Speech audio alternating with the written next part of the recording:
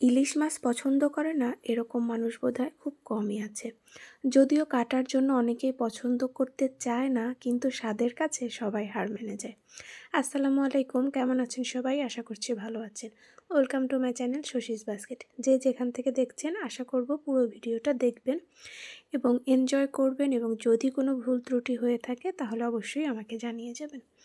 তো বলেই দিয়েছি এবং বুঝতেই পারছেন, ইলিশ মাছ কচুমুখী দিয়ে রান্না। কচুমুখী দুই রকম দেখলেন, একটা সেদ্ধ করা হয়েছে, সেদ্ধ করার পর দেখা গেছে বেশিরভাগই নষ্ট, এই জন্য পরে আবার সেদ্ধ করা হয় না, সেটা কাঁচাই দেওয়া হয়েছে, যেটা পরবর্তীতে কষিয়ে রান্না করা হবে, এবং এক দুই টুকরো আলু দেওয়া হয়েছে।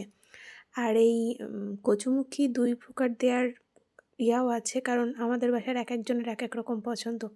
কারো সেদ্ধ করে নেওয়াটা পছন্দ, কারো কাঁচাটা কষায় রান্না করা পছন্দ। মানে সব মিলায় একরকম হয়ে গেছে।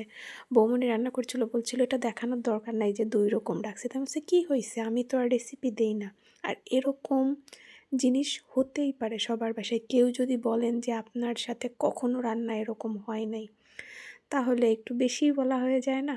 ভুল ত্রুটি আমাদের হবে। আমি তো আর একদম পারফেক্ট কেউ না, পারফেক্ট রেসিপিও দিচ্ছি না যে সেটা একদম ভালো জিনিসটাই সবসময় দেখাবো। আমি তো একদম নর্মালভাবে যা যেমন, কোনো সেট আপও করি না। অনেকেই রান্নাঘরে খুব সুন্দর করে সেট আপ করেন, যেটা সত্যি আমার খুব পছন্দ এবং আমি চাই ওটা করতে, কিন্তু নিজের মতন করে নিজের একটা করা, ওটা ওইভাবে এখনও আসলে আমার হয়ে ওঠে নাই।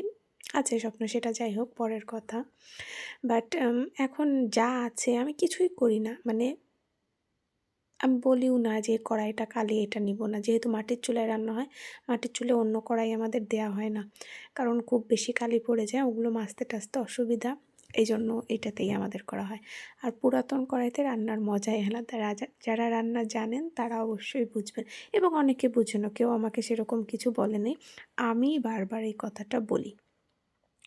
তো এই যে কচুটা সেদ্ধ করা না, আর আলু দিয়ে মশলা দিয়ে অনেকক্ষণ কষানো হলো, তারপরে হচ্ছে আপনার সেদ্ধ যে কচুটা আছে সেটা দিয়ে বেশিক্ষণ আর কষাইতে হবে না, এই আর কি। তো আমি তো এই যে কখনোই ওইভাবে রান্নার রেসিপি দেই না, তো ওইভাবে করে আর কিছু বলছি না। আর এটা তো নর্মাল একটা রান্নার।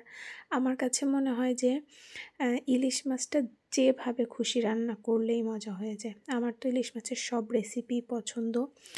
আমি আগে সবসময় একটা রান্নাই করতাম ইলিশ মাছের। আমি যেহেতু রান্না পারতাম না, তো ইলিশ মাছটা আমার কাছে, আমি ইলিশ মাছই শুধু আবার খেতাম। তো ইলিশ মাছ রান্নাকে আমার সময় থাকতো না যে একবারে রান্না করে কি হবে, মরিচ, পেঁয়াজ, রসুন এগুলো কেটে আর সব গুঁড়া মশলা একসাথে দিয়ে হাতে মাখায় একটু পানি দিয়ে চুলার উপর বসায় রাখতাম। মানে এটা ছিল হচ্ছে আমার একদম বেসিক একটা রান্না, ইলিশ মাছ। মানে এটাই করতাম আমি, শুধুমাত্র মাংস এবং এই ইলিশ মাছটাই খেতাম, মানে রান্নাও করতাম যা। আর কোনো কিছুই হচ্ছে আমি রান্না করতে পারতাম না। আর আমি অন্য কোনো মাছ যেহেতু আগে খেতাম না, এটাই ছিল আমার ইয়া।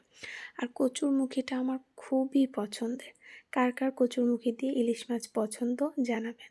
আল্লাহ হাফেজ।